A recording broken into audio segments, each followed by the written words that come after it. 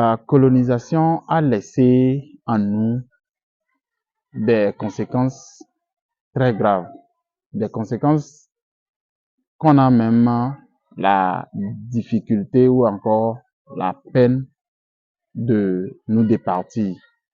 Alors, le complexe face à la richesse ou face à l'argent.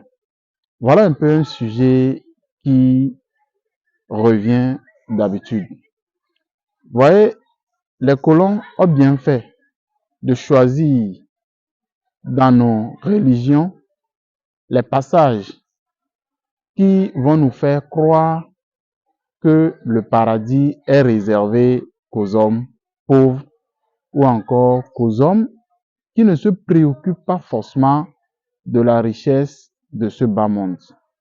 Alors, dans nos communautés, cette croyance s'est installée et jusqu'à nos jours continue de faire des victimes. Vous allez voir que la plupart des personnes dans nos communautés ont un complexe de dire qu'ils sont riches ou de dire exactement ce qu'ils gagnent dans une activité génératrice de revenus. Comme chez les Occidentaux, ce phénomène n'est pas aussi récurrent. C'est pas rare de voir des gens vous afficher peut-être leur bulletin de paye, ce qu'ils gagnent, combien ils gagnent en fait en termes de l'argent par rapport à une activité licite qu'ils mènent. Mais chez nous ici, c'est difficile. D'ailleurs même, l'on tente à dévaloriser ce qu'il fait et qui lui rapporte de l'argent parce qu'il estime que ce n'est pas aussi important.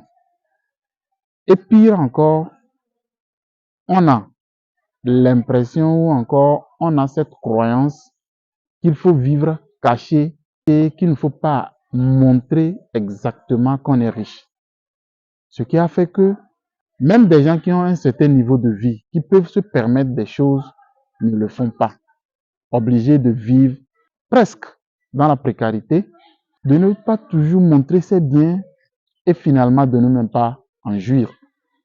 Je pense que nous devons sortir de ces mentalités, nous devons sortir de ces pensées, nous devons sortir de ces croyances-là pour pouvoir savoir que la richesse, elle se vit et c'est quand vous la vivez mieux qu'elle attire vers vous un peu plus de richesse.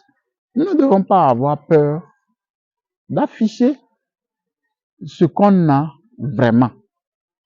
Certes, ce n'est pas dans l'exhibition, montrer tout ou exhiber tout, mais ne serait-ce que jouir de ce qu'on a et du statut dont c'est-à-dire vivre selon ses moyens, vivre le niveau de vie qu'on a, quoi. Vous voyez, non? Ne pas se camoufler, en fait. Je trouve ça très, très, très, très, très malheureux de voir des gens, surtout dans nos communautés en Afrique ici, parce qu'on est dans une famille et qu'on a réussi, puisque les autres n'ont pas encore réussi, on veut mener la même vie que les autres qui n'ont pas encore réussi. Envoyer ses enfants à l'école publique, ne pas les traiter dignement, et créer même des manques pour faire croire aux autres que nous avons le même niveau, pour se faire accepter dans le milieu. Je pense que c'est dommage.